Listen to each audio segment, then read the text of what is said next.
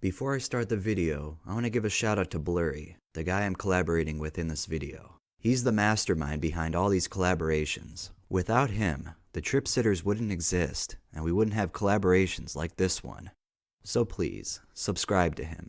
I will put his channel in the description and also his Instagram. Thank you.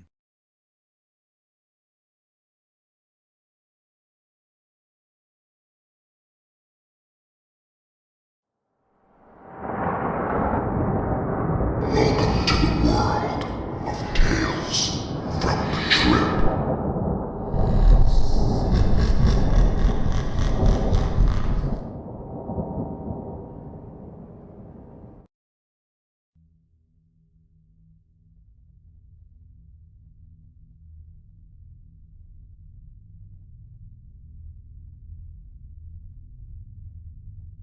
(1991) Death year. Heroin, cocaine, pills, living in and out of fleabag hotels, street prostitution, the works. My escape from it all was to plug into the noise fuck effect I got from mainlining speedballs. I'm gonna keep this short. Most of us know better than to do these particular drugs. A few years before this, I thought I did. Our minds, they're tender things.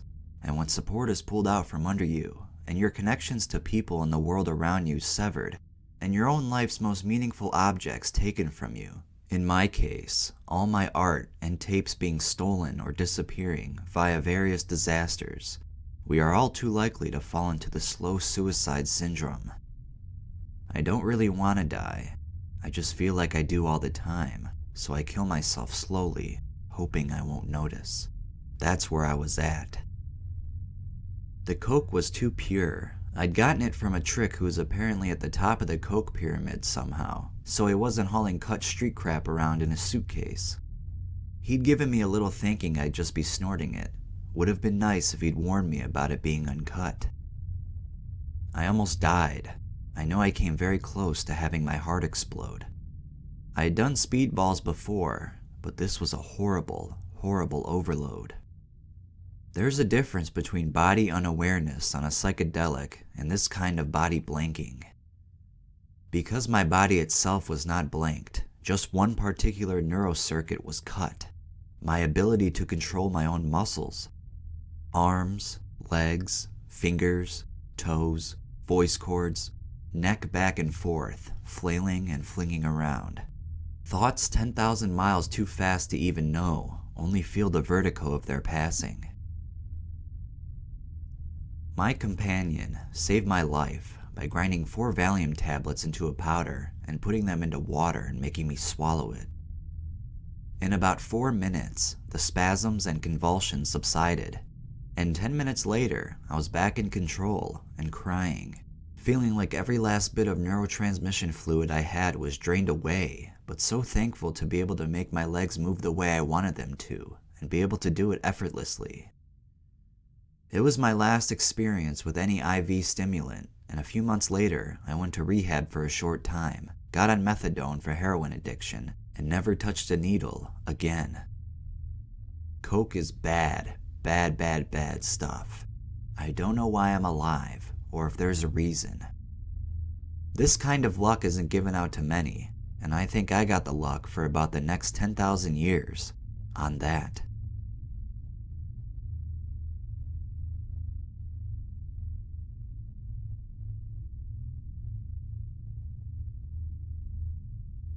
To begin, I'm a 19-year-old college student who's been suffering from severe depression for over a year. Recently, it led me to become suicidal and spiral out of control with my prescription drug abuse, which resulted in a near-death overdose on oxycodone in the form of crushed Oxycontin taken both orally and insufflated. The overdose also included several other depressant drugs, including Diazepam, Lorazepam, and Carisoprodol. Cannabis was used as well. My drug experience is cannabis, opioids, benzodiazepines, Carisoprodol, cocaine, LSD, MD, mushrooms, salvia, kratom, DXM, alcohol, and tobacco. So here is my story. I was finally able to get my hands on some Oxycodone 4mg tabs, for which I paid only $10 each from a dealer. I had also been prescribed Valium 10mg and Ativan 1mg for anxiety and had purchased 120 Soma off an internet pharmacy for $90. Being an opiate lover, I had wanted to try Oxycontin for a while. I had tried Oxycodone in the past, but with mostly lower doses, around 10 to 25 milligrams. I had a good experience with hydrocodone, having dosed up to 70 milligrams, and was pretty experienced with morphine, codeine, propoxyphene, and meperidine, but nothing would prepare me for my 3-day experience with Oxycontin. Unfortunately, the opportunity to get some came at a very low point in my life, as I had been suffering from severe depression for over a year. I had recently had suicidal thoughts, and the depression was sinking lower and lower. I was at the point where life didn't feel too great and I didn't really care about anything. Combined with powerful opiates and other prescription depressants, the outcome of this situation couldn't be good. So I bought my oxys and had enough to fuck me up as much as I wanted. I started out crushing a pill and insufflating half, 20 milligrams, and taking the other orally. I was combining it often with Valium and Ativan, and later with Soma. I found myself rapidly increasing the Oxycontin dose. I bought the Oxycontins on Wednesday and overdosed Friday evening. I was pretty much fucked up on Oxy continuously. When I started dosing heavily, I was unaware of what the drug was even doing to me. I was incoherent much of the time and don't remember a whole lot, especially on Friday. From what I'm told, I was constantly stumbling, slurring words, dropping and breaking things, stepping on glass and not even realizing it, etc. I thought I was acting okay, but I was so drugged that my perception was off a bit. I can't remember if it was Thursday or Friday when I crashed my car on the opposite side of the road while heavily doped up on Oxy and Valium. I suddenly lost all sight perception and my car drifted across the opposing lane and hit and jumped a concrete block. However, the car was spared. Here's what I remember from the Friday I overdosed. I was on Oxycontin the whole day. Remember, I was suffering from major depression and didn't have coherent decision-making abilities. The Oxy, it was an automatic relief from the pain I felt with depression. Well, it was late afternoonish, and I was already very high from Oxys, Valium, Ativan, and weed. A brand new vaporizer and my Somas came in the mail that day, which I was happy about. I basically said, fuck it, I'm going to get as high as I can, even if I stop breathing. So I started chopping the Oxy. I began with 20 milligrams snorted, 20 milligrams oral, along with 30 milligrams Valium and 2 milligrams Ativan taken orally. I immediately wanted to snort more for the instant high, and did another 20 milligram line of Oxy. I then proceeded outside for a few bowls out of my vaporizer and to chill with a cigar in the hot tub. I decided pretty quickly to dry off and go in for some more Oxy. At this time, I felt extremely high and couldn't walk or see straight. I came in and immediately took 20 milligrams orally, along with 10 milligrams of Valium, 1 milligrams Ativan, and 1050 milligrams of Soma. I was then contemplating quitting while I was ahead, but contemplating didn't mean a whole lot in my state, so I snorted 20 milligrams right there. This is when I started having pretty serious respiratory depression and couldn't really stand on my own 2 feet. At this point, I believe I tried hitting a vaporizer bowl, but couldn't operate it worth shit, so I went over to my desk where all the drugs were. I was going in and out of consciousness, breathing very slowly, and could barely see straight. I was on the verge of total overdose when I looked down at the powdered Oxycontin and said those 2 infamous words, fuck it, and snorted another 20 milligrams as violently as I could. The dose went straight up my sinuses, and that was it. Almost instantaneously, I blacked out, with faint breath, and my skin reportedly turned very pale. Later that night, my brother came home and found me passed out in an odd position, and I was foaming at the mouth with no or very little breathing and cold, pale skin. We don't know how long I was in the blacked out state, but they say I was found just in time or I would have been dead. All of a sudden, my eyes were open. At first, I could only see bright light, which turned into a surreal vision of myself on my bed with many people, EMTs and police standing around me, but everything was blurry and I couldn't hear or move anything. Everything went black again after maybe a minute or possibly only a few seconds. I'm not sure. My eyes opened again in the ambulance. At the time I didn't know where I was. The guy told me to piss in a cup, but I couldn't, so they did it the hard way. I remember them sticking me with a bunch of needles and attaching wires to me. From there, I don't remember much except for bits and pieces when being admitted to the psychiatric intensive care unit later that night. Next thing I know, I wake up in a room by myself and say to myself, I'm alive. I was a bit woozy and unstable on my feet on Saturday. I was just really confused and still shocked at the whole situation, trying to piece together what happened. I spent the next 6 days in the psych ward, which was pretty much hell. I got even more depressed and distressed while in the hospital. Security had to be called on me like 3 or 4 times. They had me on all kinds of drugs that basically made me a vegetable all day. The only thing I had to look forward to was a smoke break every hour where I'd inhale a black and mild as fast as I could. Other than that, I would just be sitting around staring at the walls, doing nothing. What made it worse was that I couldn't really sleep for most of my time there, which made it very agonizing. I was finally released and I was still tripping over the whole event. I vowed to stick with the ganja and leave pills alone. This event changed my outlook on a lot of things. I realized that life isn't worth throwing away just because I'm going through hard times. I still suffer from depression, anxiety, insomnia, and flashbacks from the event, but hopefully we can find the right treatment for me. I was inches from death. Should have been dead by most accounts. I'm still trying to put everything into perspective. I certainly have lots to still overcome, but I survived the edge of death and consider every day a bonus. That's my story, and I hope that somehow it can help others. Oxycontin is a very powerful drug easily capable of taking life, whether intentional or accidental. Emotional problems are not solved by taking powerful drugs. They just provide a temporary false sense of relief, which leads to worse problems in the end, and nothing is solved by death.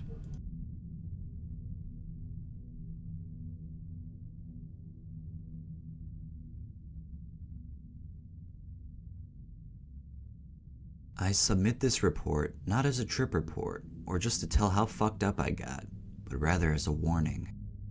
These events took place 4 months ago. I took a while to submit this due to confusion of what actually happened. With hospital and 911 records in hand, I now know most of the story. I have suffered from chronic migraines for a while, but early on, my doctor had prescribed Fioricet with codeine, which contains Butalbital, APAP, caffeine, and codeine. I was also on Xanax for a panic disorder, and Metoprolol XL, which is a beta blocker, for a heart problem. Don't worry, the story does pick up. This all started when I went back to my hometown for Christmas to visit some old friends. I was excited and very happy to see one in particular, a hot chick, of course. She was also excited because she had baked some goodies for me. The plan was just to sit, talk, and maybe watch a movie. So we went back to her house, which as far as setting goes, was very comfortable and peaceful. Again, hot chick. I graciously ate 2 of the brownies she had made for me. I had no knowledge that they were pot brownies. Barbiturates, particularly butalbital, don't go well with cannabinoids. In fact, the effect is quite negative. It took me about a half an hour to realize something was wrong, altered time perception and mental state. I hadn't smoked pot since I was 16, but I soon put 2 and 2 together. I lightly scolded my friend for not telling me about the brownies, but decided since I was on vacation, I would sit back and enjoy. Plus, like I said, she's hot. An hour into it, massive panic rose up inside of me, and this wasn't just pot panic, I know that feeling. Something was wrong. I started to hallucinate, feared I was going crazy, lost touch with my surroundings, and my heart began to beat dangerously fast. I popped another Xanax, hoping it was just a whopping panic attack, but it wasn't. By 2.5 hours in, I started to fear that something was seriously wrong, so I called 911. I couldn't make coherent sentences, so the hot chick had to talk for me. She lied and said that we had been at a party and I'd smoked a couple of joints. I would have corrected her, but at this point, I was on the floor. The doctors never believed the true story. By the time the ambulance arrived, I had grown violent. I split the paramedic's lip because I didn't want to get on the gurney. However, to poop on their good name, they thought I had OD'd on codeine. They gave me a drug called NARCAN, which flushes all opiates out of your system. So in addition to the nearly lethal interaction, I started to go through opiate withdrawal. I got to the hospital and my heart rate was 180, and my blood pressure was through the roof, 190 over 130. I went into cardiac arrest. I threw up on all the nurses. I ripped 2 IVs out of my arm, cursed out the cute insurance girl when she tried to get my insurance card. I also tried to run out the front door of the ER in my hospital gown. In order to find out what kind of drugs I had in my system, they tried to get a urine sample. I couldn't give one, so they stuck a Foley catheter up my penis. Nothing kills like a hard rubber tube up your pee hole. I pissed razors for days afterward. It was at this point I snapped back into reality, very confused. Be aware of the meds you're taking and their possible interactions, especially with barbiturates. They're highly addictive, and withdrawal can be life-threatening. Be leery of suspicious baked goods, especially if they come from potheads or hot chicks. I hope this advice saves someone from the embarrassment and pain that I had to go through. Be safe and be careful.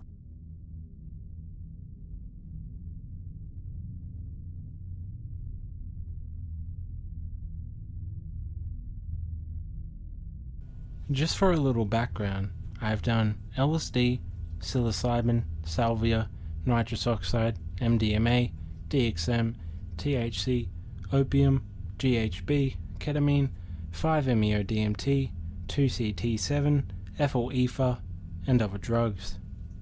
This experience happened about June 1999. I managed to acquire some fentanyl transdermal patches, 100 UGs an hour, the strongest variety.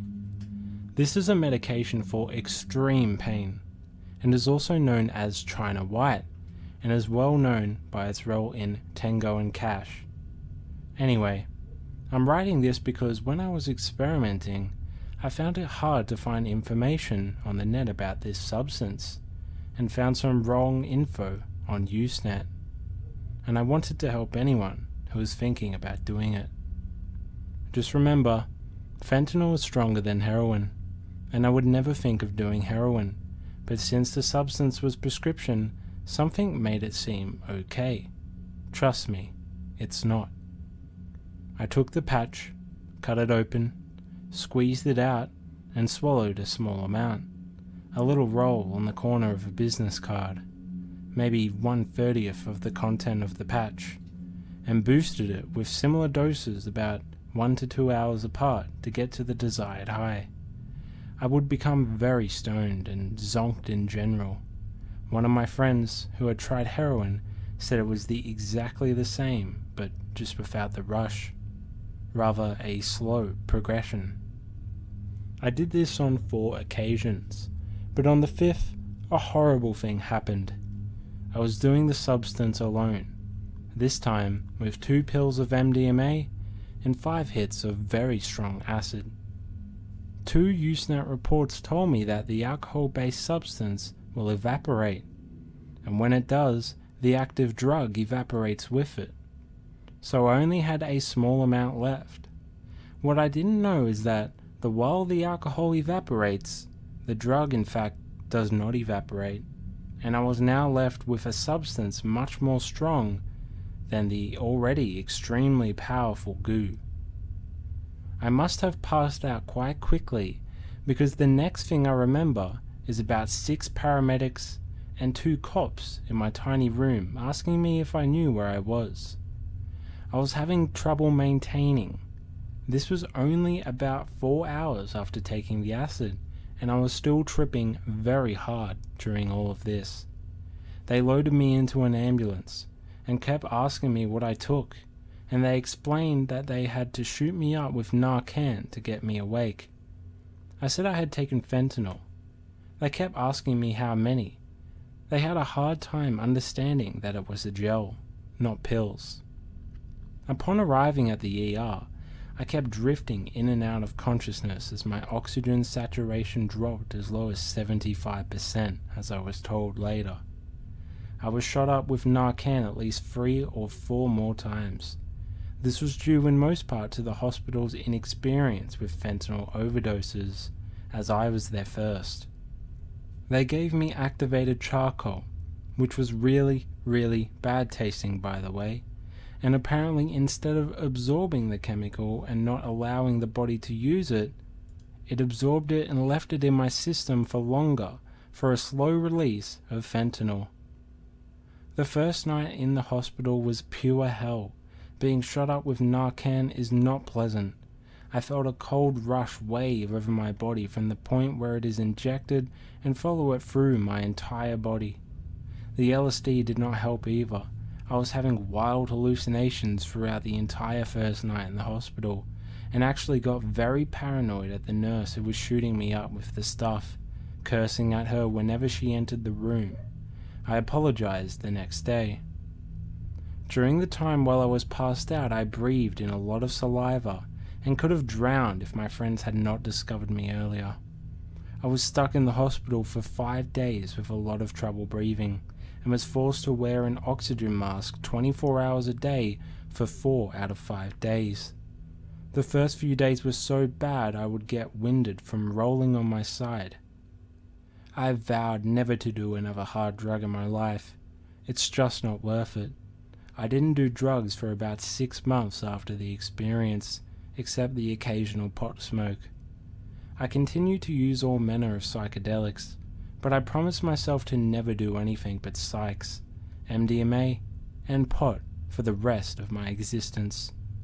A lot of people think I'm a complete nut for even thinking about doing drugs again, but this brush with death made me be a lot less haphazard with use, and I now use much less. It's still probably not a good idea, but that's me. Almost dying, being trapped in a hospital room, shot with drugs, having 2 IVs put in, my first bad trip after more than 100 positive LSD trips, and so on, was not the time I was looking for.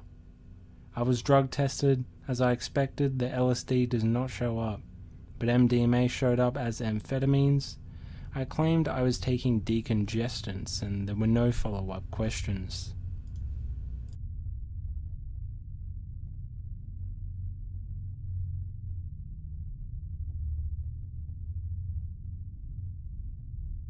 I had been going to drug counseling for a month or 2, and had been without my good friend Codeine for almost 8 weeks. Despite the fact I was on fluvoxamine, an antidepressant, and aid in treatment for obsessive-compulsive disorders, I was beginning to feel pretty depressed again, and with my friend's party coming up on a Saturday, I decided to do C the day after my appointment with my counselor. Having gone for so long without the drugs, I wanted to hit myself hard. I chose to take approximately 320 milligrams of codeine orally, along with some Valium I'd bought from a friend of mine the day before. When I got to the party, I took the codeine I'd filtered and bottled, and then both tabs of Valium. I lay on my friend's bedroom floor, watching him play Resident Evil, and waited for the effects. It took about 10 minutes before I began to feel the codeine coming on, which was the usual feeling of warmth all over the body, utter contentment, an urge to smile and listen to music. The music from the games he was playing put me in an odd mindset, and I began to grin and giggle. It was another 20 to 30 minutes before I felt a shift in my mood, which I assume was the Valium taking hold. I found I could barely lift my body. I had to actually drag myself with my arms from place to place, and even then, I couldn't go more than a few feet at a time. The world was swimmy and dizzying, but it didn't make me nauseous, which is odd because I get sick very easily. At the time, I did not realize it, but now I remember I could barely understand what was happening. I heard people yelling, "Yo, that kid's on chemicals!" But at the time, I could only laugh and giggle at them. At about 9 o'clock, my friend's weed shipment arrived, so they broke out the popper bottles and I was offered a hit, despite already being fucked up beyond belief. I took one popper, and immediately, it was as though my mind separated from reality. The experience is impossible to describe, other than when I actually had control over my mind. I was sure I was going to die. 2 dealers at the party tried to dispose of my tripping body out in a dark lot behind my friend's house. Luckily, I was saved by my friend Jay, and after throwing up, my mind began to return. It was definitely the scariest experience of my life. I've heard people talk about how opiates shouldn't be mixed with other drugs, and after that night, I definitely agree. If you're going to take an opiate, I suggest you take it by itself.